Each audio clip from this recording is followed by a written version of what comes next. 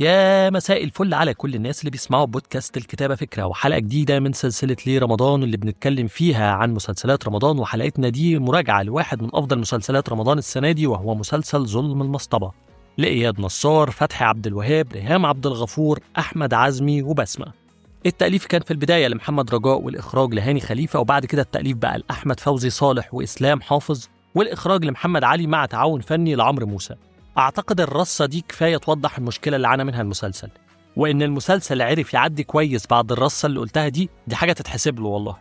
أحداث المسلسل بتدور حوالين حسن اللي بيرجع بلده في إيتاي البارود بعد سنين من السجن في ليبيا عشان ياخد حقه من حمادة صاحبه اللي كانوا بيشتغلوا مع بعض في ليبيا، لكن لما حصلت مشكلة في عملية تهريب اتقبض على حسن وحمادة هرب.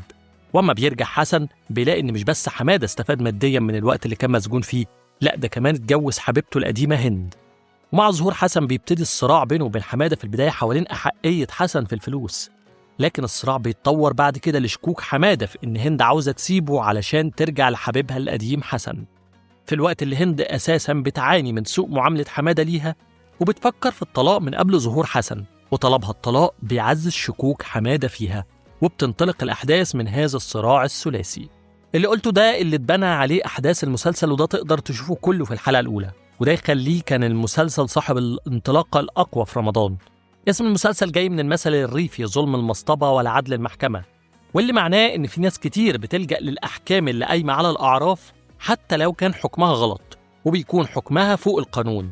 وده بنشوفه أكتر في الأرياف، إن في أوقات كتير بنشوف إن الحكم على شخص معين أو على فعل معين بيتم من خلال عادات عرفية أو احتكام لحاجات مش منطقية زي البشعة اللي تناولها المسلسل بشكل كبير.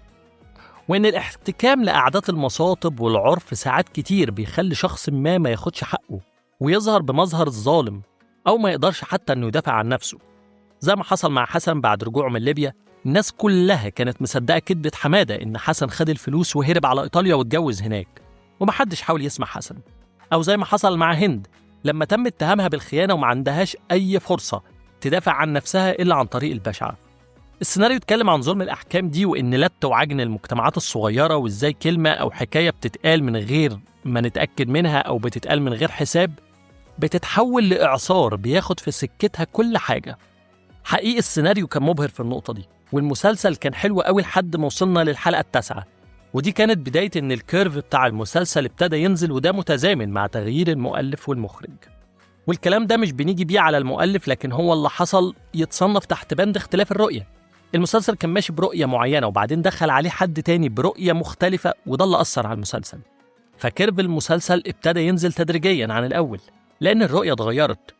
وشفنا حسن وهند بعد هروبهم بيدخلوا في مغامرات قصيرة في كل مكان بيهربوا فيه، ودي حاجة خلت الأحداث نمطية شوية في المنطقة دي، على عكس الأحداث في إيتاي البارود اللي كانت ملتهبة ما بين حمادة وأخوه علاء وأختهم سحر.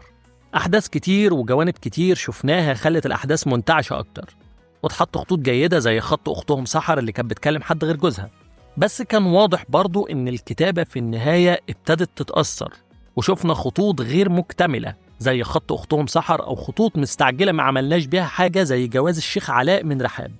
واضح إن الخط ده كمان مكملش، ومراته الأولانية إنها صورته وهو بيعترف إنه قتل سامح كان ملائم زيادة عن اللزوم.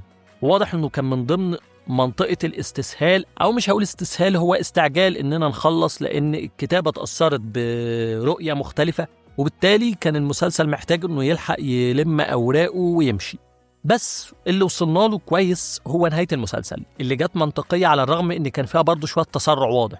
بس بشكل عام كتابة الشخصيات حلوة، وجوانبها النفسية المختلفة حلوة، بالذات شخصية علاء اللي الناس هجمتها من البوستر. هي شخصية طبيعية جدا، راجل متزن مش شيخ متشدد، وطلع شخصية كويسة جدا. هو بس وقت ما حصل حاجة تمس عيلته اتعصب كأي إنسان خلقه ربنا. الأداءات التمثيلية من الكل في أفضل أحوالها، خاصة فتحي عبد الوهاب اللي بالنسبة لي قدم دور مرعب.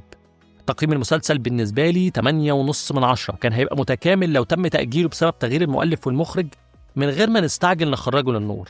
لكن المسلسل حلو قوي، من الحاجات القليلة اللي تستحق يتقال عليها انك لو ما شفتوش فانت فايتك كتير ولازم تتفرج عليه. كده حلقتنا خلصت. قولولي ايه المسلسل اللي فعلا لما اتفرجتوا عليه قلتوا لأي حد انت فايتك كتير لو ما شفتوش. مستني رأيكم في الكومنتس على اليوتيوب او نتناقش على فيسبوك، اكس، تيك توك، وتابعوني على الانستجرام. واستنوا الحلقات اللي جايه من سلسلة ليه رمضان، وسلام عليكم.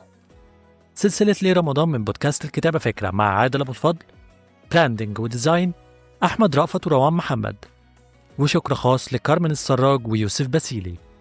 واستنوني في حلقة تانية من بودكاست الكتابة فكرة وسلسلة ليه رمضان.